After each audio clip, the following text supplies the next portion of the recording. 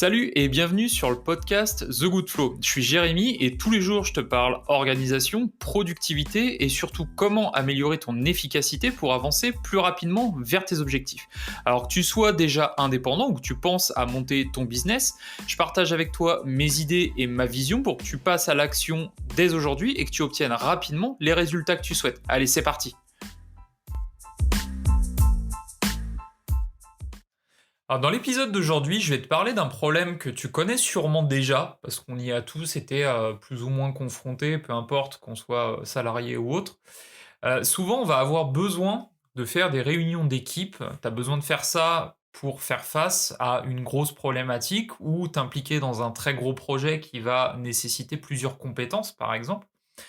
Donc en entreprise, c'est le cas, qu'on rencontre, fréquemment, mais même si tu es indépendant, tu vas souvent devoir travailler avec d'autres personnes et ce qu'on veut éviter à tout prix, c'est, d'éviter la réunionnite parce que souvent, alors c'est beaucoup, beaucoup le cas en entreprise et je suis assez virulent par rapport à ça, mais souvent en entreprise, on va faire des réunions pour avoir l'impression d'avancer. Alors que bien souvent, on va perdre son temps, on perd son temps à soi, mais on fait perdre son temps aux autres aussi, parce que la plupart des réunions ne sont pas bien gérées, pas bien pilotées. Donc, la question qu'on va se poser aujourd'hui, c'est comment faire en sorte que les réunions auxquelles tu assistes ou auxquelles tu invites des gens soient productives et que tu ne perdes pas ton temps et que surtout que tu ne fasses pas perdre leur temps aux autres personnes. Donc, dans cet épisode, je vais te détailler les 5 clés que moi j'utilise pour faire des réunions qui vraiment servent à quelque chose et qui me font avancer dans mes projets. Alors, la première clé, c'est que tu dois inclure uniquement les bonnes personnes dans tes réunions. Donc, c'est surtout le cas en entreprise où c'est extrêmement simple d'inviter par mail la terre entière. En réalité, très peu des personnes qui vont être invitées dans ce genre de réunion auront une contribution qui sera intéressante. La plupart feront, si tu es par exemple, sur une réunion, en remote, la plupart des gens feront autre chose pendant la réunion, ils s'intéresseront pas à ce qui est en train d'être raconté, ils parleront pas et cetera et cetera. Donc l'autre problème, c'est aussi que, bah, plus tu auras de personnes dans une réunion, ça c'est souvent valable quand tu es dans une salle, plus tu auras de personnes à une réunion, plus tu auras de temps qui sera perdu si ces personnes n'apportent rien. Parce que plus de personnes, ça veut dire aussi plus de remarques, plus de commentaires, qui n'ont pas forcément grand-chose à voir avec ce qu'on est en train de raconter. C'est beaucoup plus facile de dévier du sujet initial si tu as beaucoup de personnes dans ta salle. Donc, c'est beaucoup plus simple en fait de focus sur les gens qui seront vraiment nécessaires pour avancer dans cette réunion. Et pour les autres, bah, tu leur fais simplement un résumé de ce qui sera dit, de ce qui sera décidé. Comme ça, tout le monde sera aligné. Tu n'auras pas perdu ton temps. Les autres personnes n'auront pas perdu leur temps non plus. Mais le corollaire, c'est aussi de s'assurer d'avoir dans la réunion toutes les personnes qui sont nécessaires. Parce que l'idée, c'est pas de se dire, OK, on fait une réunion à 2 ou 3, si en réalité, il faudrait qu'une autre personne soit impliquée pour pouvoir prendre des décisions, par exemple. Parce qu'à ce compte-là, c'est pareil, ta réunion ne sera pas productive. Donc, assure-toi dans ta réunion d'avoir uniquement les personnes nécessaires et toutes les personnes nécessaires. C'est le meilleur moyen d'avancer. Deuxième clé, tu dois toujours, et ça j'insiste lourdement, tu dois toujours avoir un ordre du jour. Et tu dois envoyer en avance cet ordre du jour. Souvent, une réunion, elle va être proposée sans cet ordre du jour. Il y aura éventuellement un titre qui sera plus ou moins vague sur le contenu qui va être abordé pendant la réunion. Et la cause majeure des réunions qui ne sont non efficaces, c'est le manque de préparation. C'est-à-dire que tout le monde se pointe à la réunion, personne ne sait de quoi on va parler réellement, les différents points qui vont être abordés, on ne sait pas comment avancer, les personnes ne savent pas si elles doivent commenter des choses ou pas, enfin bref. Pour éviter ça, tu dois absolument avoir un plan qui soit clair et précis et même idéalement un timing pour chaque point sur chaque réunion. C'est-à-dire que si ta réunion, par exemple, dure 1 heure, et 1 heure, pour moi, c'est vraiment le gros max pour une réunion. Si tu as 5 points dans ta réunion, ça peut être, par exemple, 20 minutes par point. Et bien faire attention à ne pas dévier de ces créneaux de 20 minutes. 1 ou 2 minutes, ok, ça se tolère, mais de pas passer 10 minutes de plus sur chaque point, sinon tu vas vite avoir une réunion qui va durer 2 heures, ce qui va te servir absolument à rien. Moi, j'ai pour habitude de planifier maximum des réunions de 30 minutes et en ce moment, je suis même en train de réduire la durée de mes réunions à 20 minutes. Parce qu'au-delà de 20 minutes, de toute façon, c'est très difficile de garder des gens captivés et du coup, ça sert plus à rien de toute manière. Donc, Prépare absolument ton ordre du jour, envoie-le au moins 2 jours avant chaque réunion. Parce que ça va laisser le temps aux autres personnes qui seront invitées de préparer éventuellement les documents, les ressources dont elles auront besoin pour discuter pendant cette réunion, pourront s'informer éventuellement s'il y a des choses, pour lesquelles elles n'étaient pas au courant. Et si t'as pas 2 jours avant la réunion, parce que ta réunion elle est, allez, on est le matin, c'est l'après-midi la réunion, ou alors ta réunion est le lendemain, beh, considère simplement que tu as mal anticipé ce besoin, que tu as mal planifié ta réunion. Parce que tu dois absolument avoir du temps pour préparer ta réunion, toi, et les autres personnes doivent avoir le temps de préparer cette réunion. Est-ce qu'elles le feront? Ça, c'est autre chose, il faudra réussir à les motiver, mais tu dois déjà leur laisser le temps de base de pouvoir préparer cette réunion, sinon ça ne servira à rien. Et si aujourd'hui tu es pas capable de planifier des réunions à plus de 2 jours en avance, tu dois aussi travailler sur ce point pour être capable de le faire. L'invitation que tu vas envoyer derrière à tes collègues ou à tes, collaborateurs pour, les inviter à cette réunion-là, heu, idéalement, c'est de les envoyer sur une invitation calendrier, invitation à Outlook par exemple, pour que ça bloque déjà le slot dans leur emploi du temps. Elles pourront te confirmer si elles seront là ou non, et tu dois mettre l'ordre du jour dans cette invitation, comme ça la personne qui cliquera sur l'invitation dans son emploi du temps pourra aussi revoir l'ordre du jour avant la réunion. Le troisième point que tu dois être capable de faire, c'est de capter l'attention des personnes qui seront avec toi dès les premières minutes. Parce que la réalité de la plupart des gens, c'est qu'elles sont habituées à subir des réunions qui sont chiantes. Et qui dit réunion chiante dit qu'on ne va pas avoir envie de s'impliquer activement dès le début de cette réunion. Donc tu dois être capable de réveiller un peu les gens, de réveiller les gens qui ont accepté de te donner du temps finalement pour participer à cette réunion. Tu dois utiliser des punchlines pour leur montrer que tu n'as pas l'intention aujourd'hui de faire une réunion chiante. Tu dois pouvoir utiliser un certain nombre de leviers. Donc je t'en ai listé quelques-uns, il y en a certainement d'autres, hein, à toi de voir si tu as d'autres idées. Ce que tu peux utiliser, c'est une histoire drôle, un fait qui est amusant, qu'on t'a ramené ou et cetera. Ça va aider un peu à détendre l'atmosphère. Se dire: «OK, bon allez, c'est pas un truc ultra carré où on va me prendre la tête pendant 2 heures. Déjà, l'ambiance a l'air relativement sympa, donc je vais peut-être m'intéresser un petit peu plus à la réunion». Ça, c'est le premier point.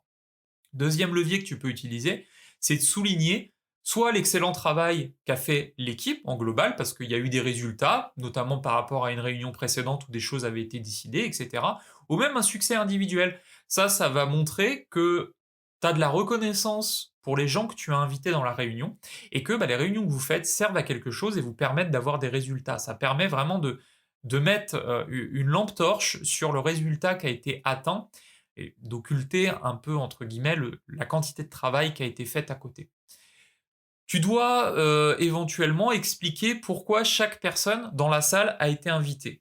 Comme ça, tu montres aux gens qui sont là que tu leur fais pas perdre leur temps inutilement, que ça sert à quelque chose, qu'elles te donnent du temps, et ça va permettre aussi de préparer chaque personne à son intervention. C'est-à-dire que, par exemple, si tu as une personne qui est en charge, je sais pas, des réseaux sociaux, par exemple, dans ton équipe, bah, tu as peut-être un point dans la réunion du jour où bah, tu vas expliquer la nouvelle stratégie que tu mets en place sur ton réseau social, sur Twitter, sur Instagram, par exemple.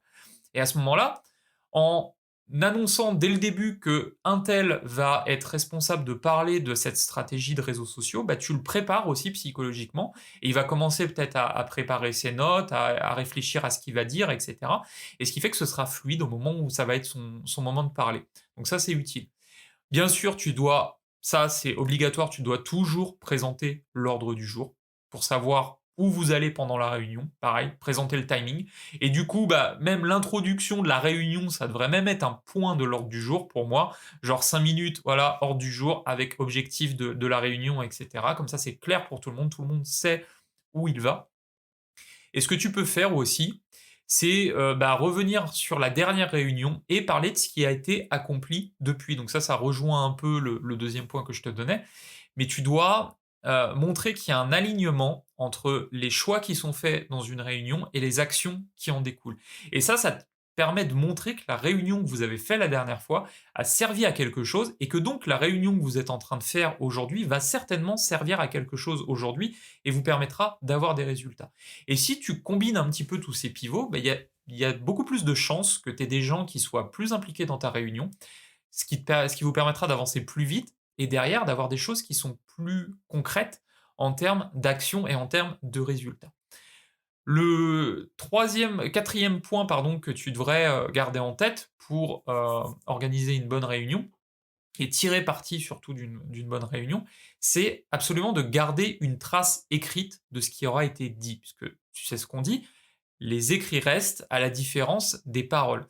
Parce que bien souvent, d'une réunion à l'autre, alors si tu fais des réunions tous les jours, ce que je te conseille pas, mais si tu fais des réunions tous les jours, les gens vont s'en rappeler, certainement. Mais par contre, si tu fais une réunion dans 15 jours, un mois, il y a quand même de grandes chances que tout ce qui s'est dit, plus grand monde s'en souvienne à la réunion suivante. Que si tu as gardé une trace écrite, tu peux relire le compte rendu de la réunion précédente, hein, même pour toi, et savoir comment préparer au mieux la suivante. Ça évite aussi, les trucs qui sont pas très agréables, du genre les discours du «j'étais pas au courant» ou alors «on n'a jamais décidé ça». S'il y a une trace écrite de ce qui a été dit, des décisions qui ont été prises, qui est envoyée à tout le monde, ça remet tout le monde au même niveau, avec le même niveau d'information. Personne ne pourra te dire ça. Donc idéalement, pour faire cette trace écrite, l'idée c'est de charger quelqu'un de faire ce compte rendu et si possible quelqu'un qui ne doit pas intervenir pendant la réunion. Alors quand c'est possible, un assistant ou quelqu'un comme ça, qu'aura la charge en fait de rédiger ce compte rendu. Sinon ça peut être aussi un collaborateur qui peut-être a besoin de moins parler pendant la réunion et pourra se concentrer sur la rédaction de ce compte rendu par exemple. Enfin, dernier point que je t'invite à respecter, c'est de toujours terminer une réunion avec les prochaines actions qui seront à faire pour la prochaine réunion. La clôture de ta réunion, elle devrait résumer toutes les actions qui ont été décidées et ce qui devrait et qui devrait surtout les réaliser, qui est en charge de faire cette action-là, ce qui vous permettra d'avoir des résultats. Utilise surtout des mots simples, des verbes d'action, ça va aider les gens aussi à avancer et à se motiver pour les réaliser. Si une réunion ne débouche pas sur des actions concrètes, dis-toi bien qu'elle n'a absolument servi à rien. Souvent, il y a des réunions où, tout le monde parle un petit peu en même temps, tout le monde donne son avis et cetera. Alors c'est bien de donner son avis, hein, mais tu finis au bout d'une heure et demie, 2 heures de réunion avec, rien finalement qui est décidé par rapport à ce que vous aviez, à ce dont vous aviez parlé initialement. Souvent d'ailleurs, c'est des réunions qui ne comportent pas, d'ordre du jour et on ne sait pas trop où on met les pieds. L'idée de cette réunion, c'est vraiment de déboucher sur des décisions et de déboucher sur des actions que vous allez pouvoir mettre en place. Ça, je t'invite à mettre cette étape-là aussi dans l'ordre du jour, par exemple avec un point résumé des actions à faire. Ça te permet de garder comme ça la trace, pareil dans le compte rendu, et de pouvoir faire par exemple une liste à puces avec un tel en charge de ça, un tel en charge de ça, etc. Avec toujours, comme ce que je te disais dans l'épisode précédent, des histoires d'objectifs ou d'actions qui sont chiffrées et timées, qui permettent de savoir où vous allez. Donc ça, c'était les 5 clés que je pouvais te donner. Alors, si je peux résumer ce que je t'ai dit jusque-là, premier point, retiens que les réunions qui sont mal dirigées sont une perte de temps pour tout le monde, pas uniquement pour toi, hein, et que s'il n'y avait pas ces réunions-là qui ne servaient pas à grand-chose, vous pourriez certainement faire des choses qui sont beaucoup plus utiles. Au contraire, si tu as une réunion qui est bien préparée, avec un ordre du jour qui est bien clair, des points bien définis, un timing, ça peut être quelque chose qui est hautement productif. Tu peux vraiment obtenir de très gros résultats si tu es capable de driver des réunions comme ça. Et pour certains projets, certaines tâches, tu n'auras pas le choix. Vous allez être obligé de collaborer de toute façon. Donc, passer par des réunions, c'est quelque chose qui sera indispensable. Maintenant, tu peux les rendre le plus productif possible. Et évite surtout de faire perdre leur temps aux personnes pour lesquelles ce n'est pas nécessaire. Toi, tu vas déjà passer du temps dans ta réunion que tu es en train d'organiser.